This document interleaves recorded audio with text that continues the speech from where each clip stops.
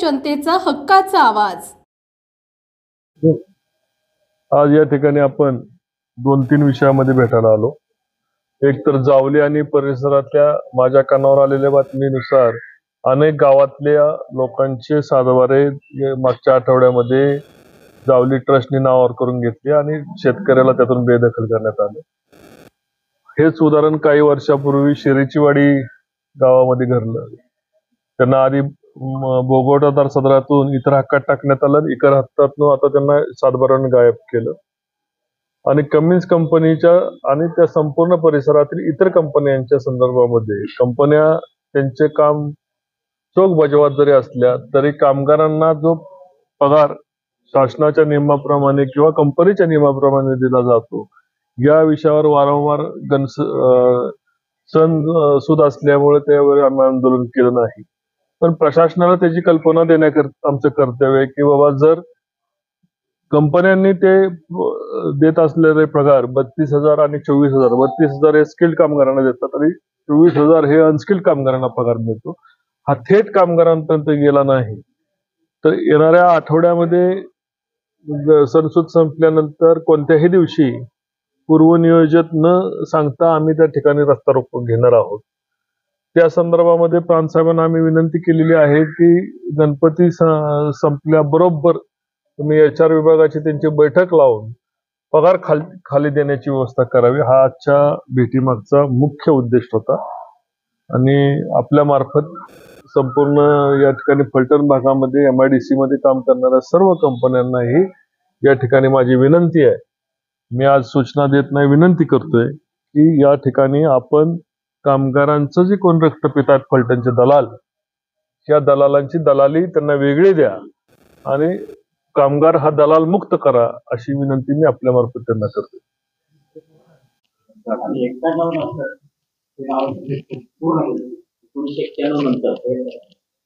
नाव आहेत का नाही इतर अधिकारात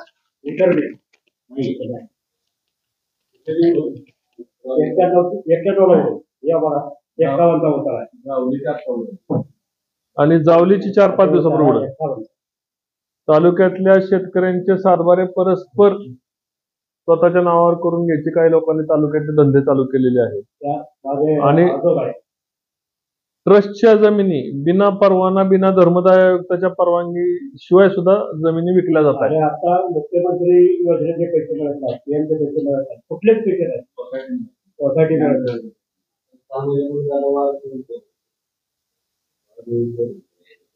1 वर्ष झालं वाद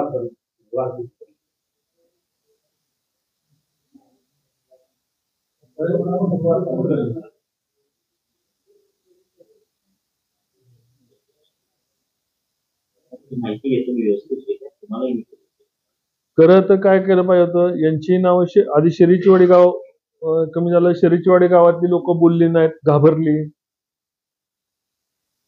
आणि मग काल जावलीपासून जवळपास 26 गावातल्या शेतकऱ्यांची नावं कमी झाली। 2-3 दिवस झाले, 4 दिवस झाले 70% गावाच्या जमिनी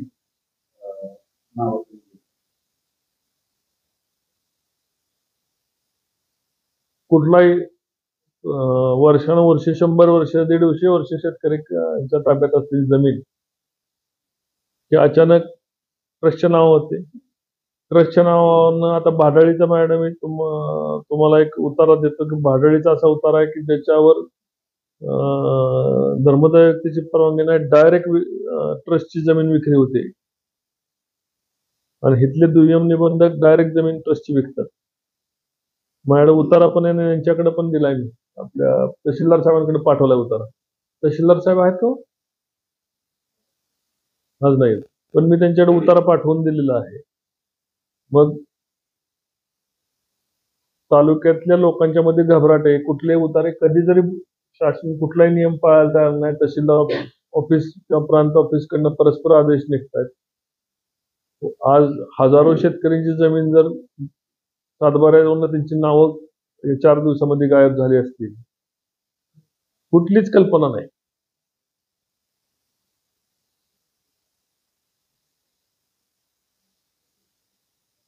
तुम्हाला पत्रकारांना माहिती असेल की, कळलं का तुम्हाला कोणाला काय? नाही नाही करत. गावच्या कर्ज भरत मुलांच्या शिक्षणाला कर्ज पाहिजे सोसायटीमध्ये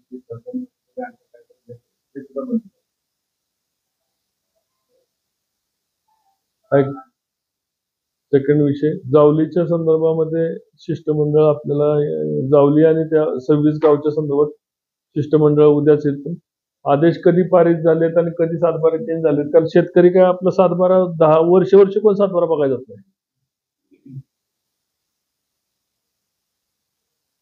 तर ह्या 26 गाव आणि शेरीच्या वाडीतले शेतकऱ्यांच्या संदर्भात जो अन्याय झाला, यांना एक जरी नोटीस असताना की बाबा तुमचा आम्ही सातबारा खाली करून घेतोय, तरी त्यांनी काहीतरी पाऊल उचललं.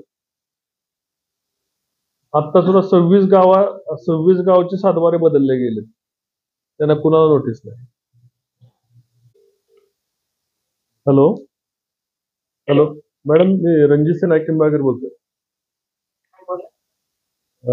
मॅडम, मी प्रांत ऑफिस फलटणला बसलो होतो. फलटणमध्ये बिबट्याचा वावर खूप मोठ्या प्रमाणावर आहे, त्या संदर्भात तुम्हाला फोन केला होता. कोणते गावामध्ये आहे? राजुरी म्हणून गाव आहे, त्यांनी काल 2 जनावर मारलेली आहेत बिबट्याने, आणि गेल्या आठवड्यापासून तिथली लोक फॉलोअप मध्ये आहेत रगतवार त्यांच्या, पण काय कॉग्निजन्स घेतला नसल्यामुळं आता त्यांना रानामध्ये कुणाला शेतामध्ये जाता येत नाही. ठीक आहे, मी सांगून देते, मी बोलते. राजुरी गाव आहे ना? हा, राजुरी गाव आहे, राजुरी गाव. आणि आपल्याकडे मॅडम पिंजरे वगैरे असतात ना आपले, त्याचे कॅमेराज आणि पिंजरे, तर ते कॅमेरा लावायला सांग, मी सांगते त्यांना काय करायचं. चल, ओके ओके ओके, बाय.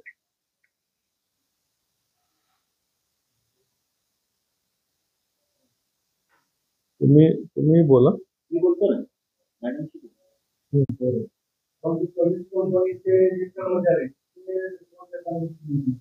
माझ्याशी रोज संपर्कात आहेत आणि रोज आता वेगवेगळ्या विभागातनं भेटायला येतात. त्यांची भेटायला यायची वेळ म्हणजे रात्रीची वेळ झाली, घाबरलेत बिचारे, पण सगळ्यांनी पावत्या आणून दिल्यात, नावं खोडलेत, काही लोकांनी नावावर पेनने रेगा मारल्यात, बरीच नावं डायरेक्ट पण त्यांनी दिलेली आहेत. 13,000 रुपये. 13,000 रुपये.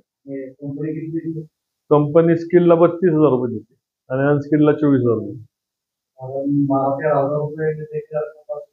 ऍव्हरेज 16-17,000 रुपये खातो. मग स्किलचं जास्त खातात, अनस्किलचे कमी खातात.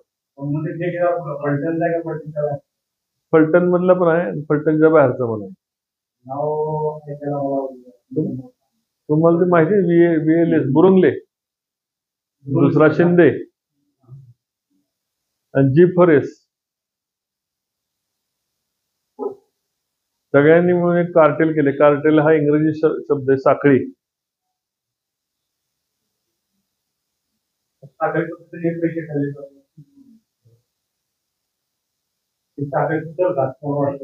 जरूर तुटेल. कंपनी आता केअरलेस आहे. कंपनी म्हणते की आम्ही देतोय, आम्हाला काय द्यायला गेलं नाहीये. जर प्रशासनाने सगळ्या तुम्ही सर्वांनी सहकार्य केलं, या इंटरनॅशनल कंपनी आहेत, हा भ्रष्टाचार कमी मधल्या काही लोकांना, HR लोकांना पैसे मिळतात की काय, असं लोकांचं म्हणणं आहे. त्याच्यावर सर्वांची शंका आहे, कारण खोट्या पद्धतीने दर महिन्याला ऑडिट करावं लागतं. 10-15 वर्ष झालं पण 16,000 रुपये आकडा काढला, महिन्याला 8 ते 10 कोटी रुपये महिन्याला. 15 वर्ष 1,000 कोटीच्या आसपास जाईल. 1,000 कोटी रुपये त्या आसपास जाईल 15 वर्षाच्या, 10-12 वर्ष. हा, असं आता पूर्वीचे पगार काय होते मला माहिती नाही, आपण ऍव्हरेज सांगतोय बाबा. कदाचित त्या काळात पगार 15,000 असेल तर पैसे कमी गेले असतील, पण तसा जर 10-15 हजारांनी हिशोब केला तर एवढे पैसे जाऊ शकतात. 1,000-1 कोटी रुपये जातील वर्षाला. आत्ताच्या हिशोबाप्रमाणे वर्षाला 100 कोटीपेक्षा जास्त. आपल्या भागातील महत्त्वाच्या आणि ताज्या बातम्या पाहण्यासाठी गंधवार्ता न्यूज चॅनलला यूट्यूबवर सबस्क्राईब करा आणि बेल आयकॉन प्रेस करा.